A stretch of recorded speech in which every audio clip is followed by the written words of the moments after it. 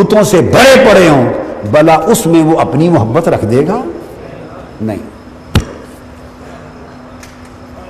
اپنے محبوب بندوں کی محبت کے لیے دل چنتا ہے تو اپنی محبت کے لیے تو پھر اور ان چنے ہوئے دلوں میں سے بھی مزید چنیدہ دل دیکھے گا۔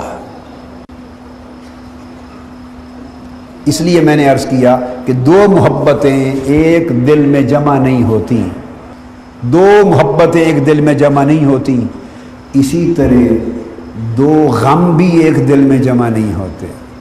غم دنیا اور غم آخرت ایک دل میں جمع نہیں ہوں گے، اور غم دنیا اور غم مولا ایک دل میں جمع نہیں ہوگا۔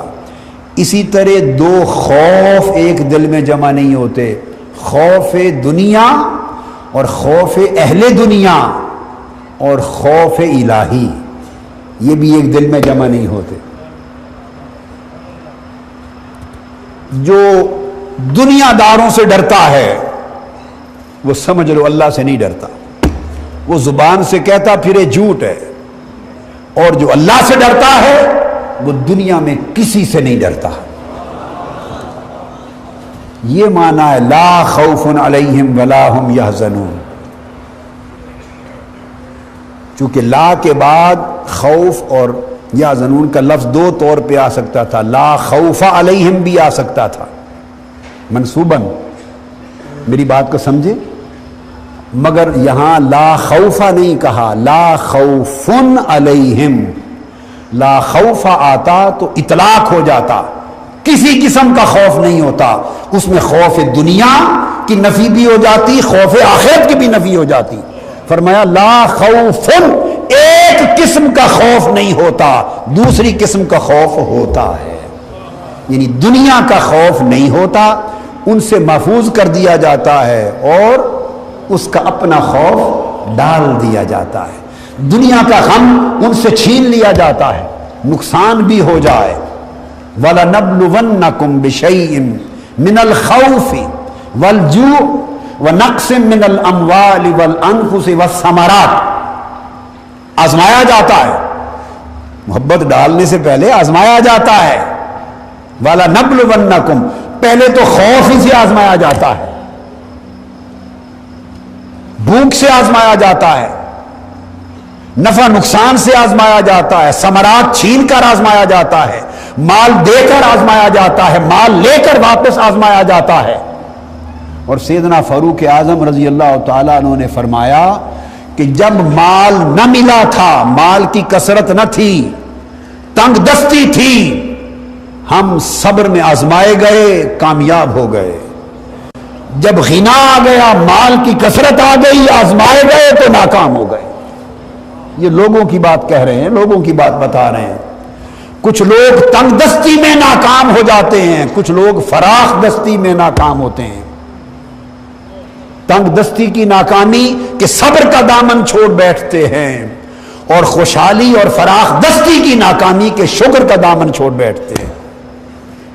یہ دھیان نہیں رہتا کہ کس نے دیا ہے، بس وہ سمجھتا ہے میرے ہنر سے میں نے کمایا ہے۔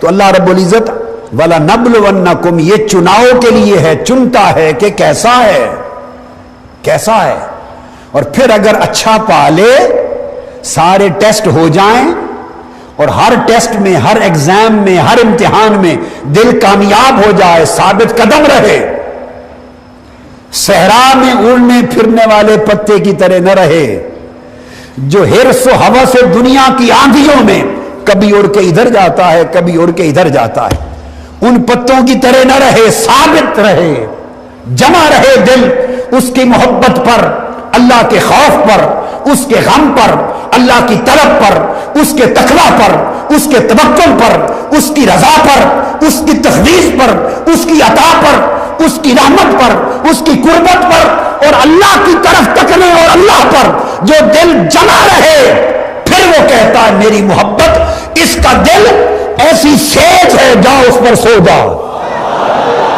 اس کے دل کی دلہن بن جا، اس کے دل میں جم جا، اس لیے کہ یہ وہ دل ہے، اس نے ہر محبت اپنے اندر سے نکال دی ہے، ہر غم نکال دیا ہے، ہر طلب نکال دی ہے، ہر رغبت نکال دی ہے، ہر حرص نکال دیا ہے۔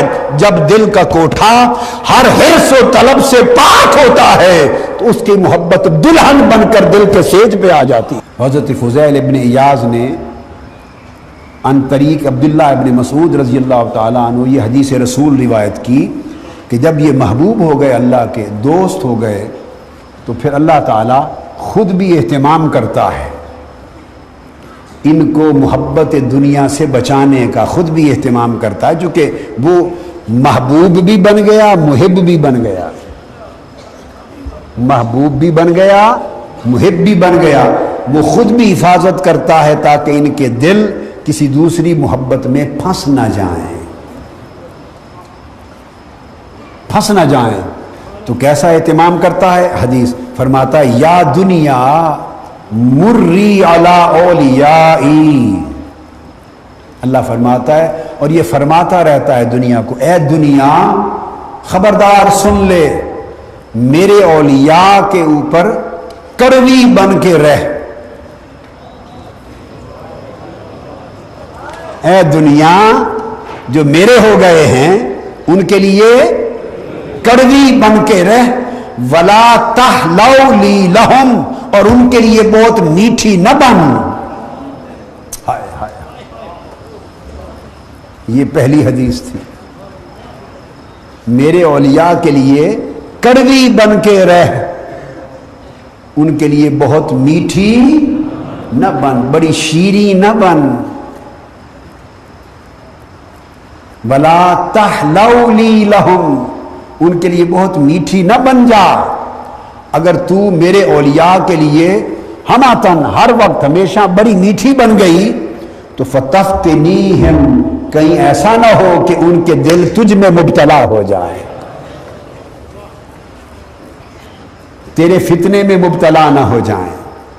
اور میں نہیں چاہتا، انہیں مجھ سے محبت ہے، مجھے ان سے محبت ہے، میں نہیں چاہتا کہ وہ تیرے فتنے میں الجھ جائیں، بس وہ میرے رہیں، میں ان کا رہوں۔ کوئی چیز اس کائنات میں اس وقت ایسی موجود نہیں جو من و ان لفظ و حرف کے اعتبار سے اور اپنی کامل ترتیب و ترکیب کے اعتبار سے اسی شکل میں ہو جیسے زبان مصطفیٰ سے نکلی تھی۔ میری بات آپ سمجھیں؟ کوئی شے دنیا میں نہیں ہے سوائے دو چیزوں کے، ایک قرآن اور ایک حدیث۔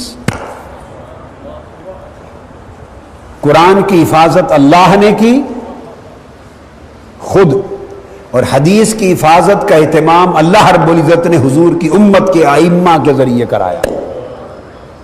انا نحن نزلنا الذکر وانا لہ لحافظون۔ اب اس کی حفاظت ہو گئی۔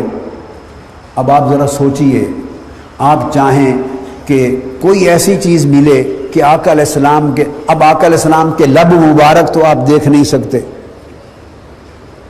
آواز مبارک تو آپ سن نہیں سکتے، میری بات سن رہے ہیں؟ ظاہراً صحابہ کرام کی طرح اس مجلس میں تو آپ بیٹھ نہیں سکتے، چہرہ انور اس شان کے ساتھ تو آپ تک نہیں سکتے، سوائے اس خوش نصیب کے کہ جسے خواب میں جلوہ نصیب ہو، یا اس خوش نصیب کے کہ جو بڑے کم کہ جسے حالت بیداری میں کچہری نصیب ہو جائے۔ یہ تو انقا چیزیں ہیں، عقل چیزیں ہیں، لہذا کوئی خوش نصیبی وہ دستیاب نہیں ہے کہ آقا علیہ السلام کے چہرے انور کو آپ ان آنکھوں سے تک سکیں، آواز مبارک کو ان کانوں سے سن سکیں، کوئی چیز جس کو آقا علیہ السلام نے چھوا تھا اسی حیات میں وہ پڑی ہو آپ ہاتھ میں لے سکیں، کوئی چیز جو آقا علیہ السلام نے دی تھی اسی حیات میں موجود ہو کہ آپ اس کو لے سکیں۔ ہاں ایک قرآن ہے، ایک لفظ اور ایک حرف کے بھی فرق کے بغیر قرآن مجید کے کلمات، قرآن مجید کی آیات، اس کے الفاظ، اس کے حروف، ایک ایک حرف و لفظ وہی ہے جو زبان مصطفیٰ سے نکلا تھا. اور کتنی خوش نصیب ہے امت محمدی کہ جس طرح حضور نے پڑھا اسی طرح آج آپ کے پاس قرآن کی شکل میں ہے. آج جب پڑھتے ہیں الف لام میم ذالک الکتاب لا ریب فیہ، تو خدا کی قسم یہ وہی کلمات اسی ترتیب و ترکیب سے پڑھتے ہیں جیسے مصطفیٰ نے پڑھا.